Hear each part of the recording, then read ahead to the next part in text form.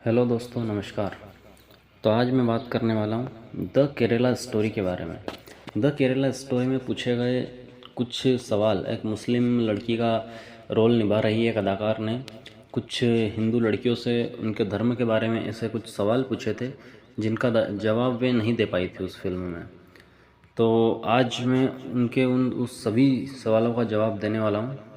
तो मैं आपको बता दूँ, द केरला स्टोरी इस वक्त काफ़ी चर्चा में है और इसमें हिंदू लड़कियों को यह नहीं पता रहता कि उनके धर्म में भोजन करते वक्त प्रार्थना करते हैं या नहीं करते हैं। और फिर उनसे पूछा जाता है कि तुम्हारे धर्म में तो लाखों भगवान हैं, तुम किस भगवान को मानती हो। सबसे बड़े भगवान शिव अपनी पत्नी की मृत्यु पर रोते हैं, तो वो कैसे भगवान हो सकते हैं। श्री राम अपनी पत्नी सीता को रावण से नहीं बचा सके, वो क्या तुम्हें बचाएंगे। एक भगवान कई महिलाओं से प्रेम करते हैं, तो वो कैसे भगवान हो सकते हैं। इसी प्रकार के कई सवाल वहाँ उसमें पूछे जाते हैं।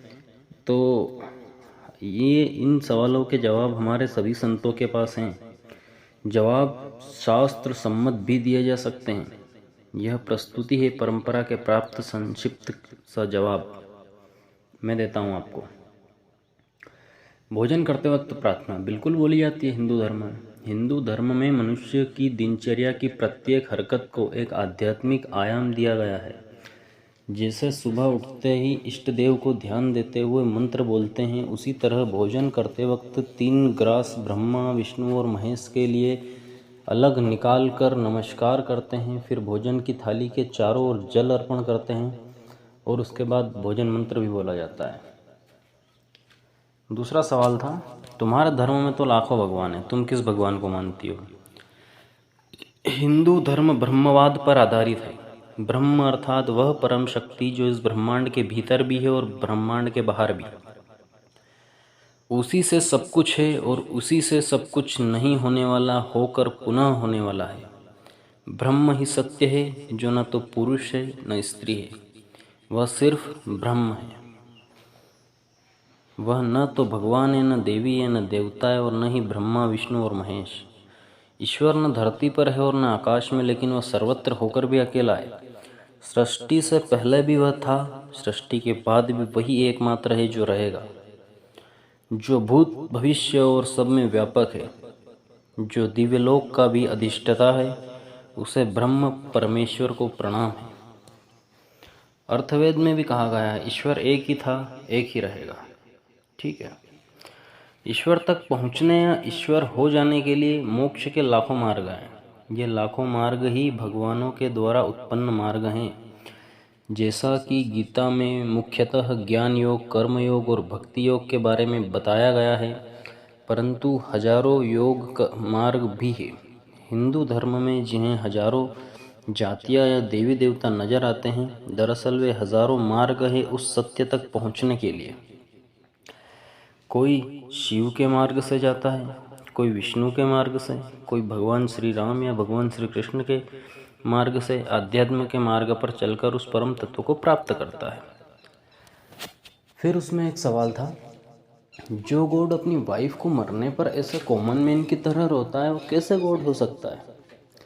जैसा कि ऊपर स्पष्ट है कि ईश्वर गॉड या परमेश्वर कौन है कौन नहीं, मैंने अभी बताया है। जहाँ तक सवाल भगवान शिव का है, तो शिव जी को ईश्वर तुल्य या ब्रह्म रूप माना गया है।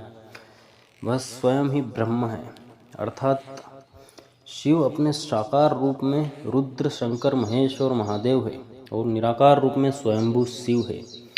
इस संसार में प्रत्येक व्यक्ति ऐसा ही है। जैसे हम शरीर में हैं तो हमारा रूप साकार है, परंतु हमारी आत्मा का कोई रूप या आकार नहीं है, वह तो निराकार है। सती के दाह के बाद योगी शिव ने उनकी देह को कंधे पर धरा और वे रोते हुए संपूर्ण धरती पर विचरण करने लगे। जहाँ जहाँ सती की देह के अंग गिरे, वहाँ पर आज शक्तिपीठ बने। शक्तिपीठ नहीं बनते तो क्या होता। कैसे शाक्त धर्म की उत्पत्ति होती, कैसे धर्म और मोक्ष का एक नया मार्ग जन्मता। इतिहास लिखने के लिए इतिहास को पहले गढ़ना पड़ता है ए बंधु। हम शिवजी और राम जी की कथा को क्या कहते हैं, शिवलीला और रामलीला। भगवान शिव एकमात्र ऐसे योगी या सन्यासी थे जिन्होंने सन्यासी होकर संसार के मार्ग पर चलना सिखाया। जबकि महावीर और गौतम बुद्ध ने संसार से विलग होकर संसार के मार्ग पर चलने का मार्ग बताया। भगवान शंकर को देवता अर्थात देवादिदेव महादेव कहते हैं। वे लीलाधर हैं। वे भूत, वर्तमान और भविष्य को जानकर ही लीला करते हैं। यदि वे ऐसा नहीं करते तो उन्हें न तो आप जानते और न मैं जानता। फिर न वेद लिखे जा सकते थे न पुराण। फिर हम किसकी कथा सुनकर किसे आदर्श मानते? शिव जानबूझकर क्यों गणेश जी का सिर काटते हैं? शिव जानते थे कि सती जब दक्ष के यज्ञ में जाएगी तो उसके साथ क्या होगा और मुझे फिर क्या करना है। यदि वह सती को दक्ष के यज्ञ में नहीं जाने देते तो सती दाह नहीं होता। तब न वीरभद्र जैसे हजारों गण का जन्म होता, न ही दक्ष का सिर कलम होता, और तब न ही दूसरे जन्म में सती हिमवान के यहाँ पार्वती के रूप में जन्म लेती। तब फिर न तो धर्म का जन्म होता, न ही शिव पुराण रचा जाता। तब शिवजी माता पार्वती को ध्यान मार्ग की 112 विधियों को बताकर उन्हें किस तरह जन्म मरण के चक्र से बाहर निकालते। तो माता सती की दाह की जो कथा है वह केवल कथा नहीं है। इसमें धर्म, व्रत, उपवास, परिवार, समाज, नैतिकता, न्याय, मोक्ष, संपूर्ण दर्शन छुपा हुआ है। यदि यह नहीं होता तो न शिव धर्म होता, न शाक्त धर्म होता, न हिंदू सनातन धर्म होता। श्री कृष्ण ने महाभारत के युद्ध में अर्जुन से कहा था कि यदि तुझे लगता है कि तू इन्हें मार रहा है तो ऐसा सोचना तेरा भ्रम है।